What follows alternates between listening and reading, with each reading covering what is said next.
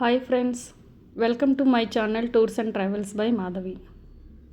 ఈరోజు మనము నంజన్గూడలోని శ్రీకంఠేశ్వరుని టెంపుల్ని దర్శించుకుందాము. ఇది కర్ణాటకలోని నంజన్గూడలో ఉంది. ఈ పవిత్ర స్థలం దక్షిణ భారతదేశంలో శివుని నివాసం. దీనిని దక్షిణ కాశీ అని కూడా పిలుస్తారు. శివ పురాణం ప్రకారం నంజన్గూడను శ్రీ గరలపురిగా ప్రస్తావించబడింది. పూర్వం కేసి అనే రాక్షసుడు తపస్సు చేసి బ్రహ్మ మరియు విష్ణువుల నుండి ఒక వరం పొందాడు. దాని ద్వారా తనను ఎవరూ చంపలేరని, ఆ వరంతో తాను అమరుడనని భావించి ప్రజలను, దేవతలను మరియు ఋషులను ఇబ్బంది పెట్టడం ప్రారంభించాడు. చివరికి నారదుడు మరియు దేవతలు అందరూ తమని రక్షించమని శివుని దగ్గరకు వెళ్ళారు. దేవతల మొరను ఆలకించిన శ్రీకంఠేశ్వరుడు అంటే శివుడు ఈ గరలపురిలో ఉన్న కేసిని సంహరిస్తాడు. సంహరించిన అనంతరం తన అంశ ఎల్లప్పుడూ ఇక్కడే ఉండి మానవాళిని ఆశీర్వదిస్తుందని ఆయన హామీ ఇచ్చారు. అందుకే ఈ ప్రదేశాన్ని పాప వినాశిని అని కూడా పిలుస్తారు. కబిని నదిలో స్నానం చేసిన తరువాత ప్రతి ఒక్కరూ ఈ నంజన్గూడ శ్రీకంఠేశ్వరుణ్ణి దర్శిస్తే తమ పాపాలు తొలగిపోతాయని ఇక్కడి వారి నమ్మకం. ఇంతవరకు మీరు చూస్తున్నదంతా బయట ప్రహరీ గోడ. ఇప్పుడు మనము గుడి లోపలికి వచ్చాము. ఈ నంజన్గూడ టెంపుల్లో శ్రీకంఠేశ్వరుడు కొలువై ఉన్నాడు. అంతేకాకుండా ఇక్కడ పెద్ద నందీశ్వరుడు కూడా కొలువై ఉన్నాడు. ఏ శివాలయంలోనైనా శివుని దర్శనం మనకు లభించాలంటే ముందుగా మనకు నందీశ్వరుని దర్శనం లభించాలి. అప్పుడే మనము ప్రశాంతంగా శివునిని దర్శించుకొని మన కోరికలను చెప్పుకోవచ్చు. ఇక్కడ ఉండే ఈ నందీశ్వరుని దొడ్డ నందీశ్వర దేవాలయం అని కూడా అంటారు. ఈ ప్రాంతానికి నంజన్గూడు అనే పేరు ఎలా వచ్చింది అంటే, కన్నడలో నంజు అంటే విషం పెట్టడం అని అర్థం.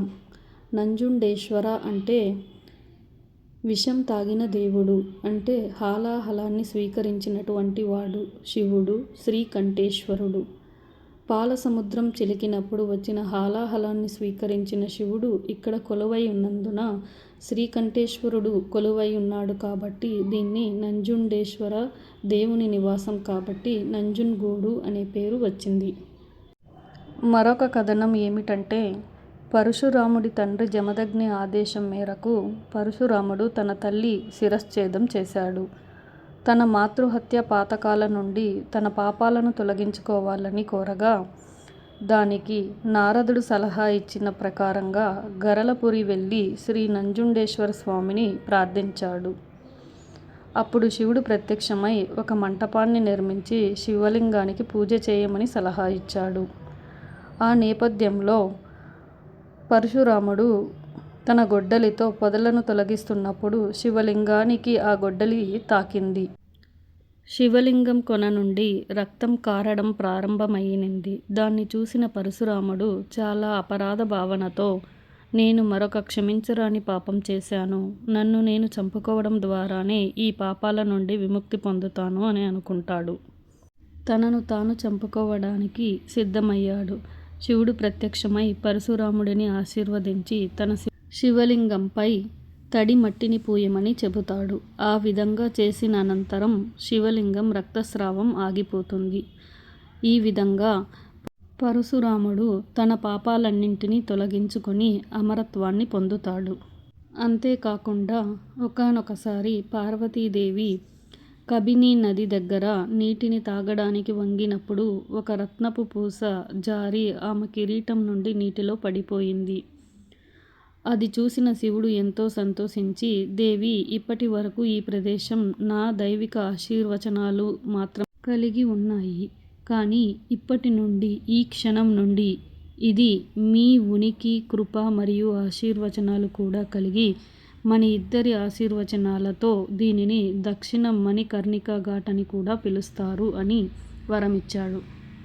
ఈ గుడి లోపల చాలా శిల్పాలు కొలువై ఉన్నాయి. ముఖ్యంగా విఘ్నేశ్వరుడు, వీరభద్రేశ్వర స్వామి మరియు దొడ్డ నందీశ్వర స్వామి, శివపార్వతులు ఇలా అన్ని శిల్పాలు చాలా అద్భుతంగా చెక్కబడి ఉన్నాయి. ఇలాంటి మరిన్ని వీడియోల కోసం మా ఛానల్ని సబ్స్క్రైబ్ చేసుకోండి. Thanks for watching my channel.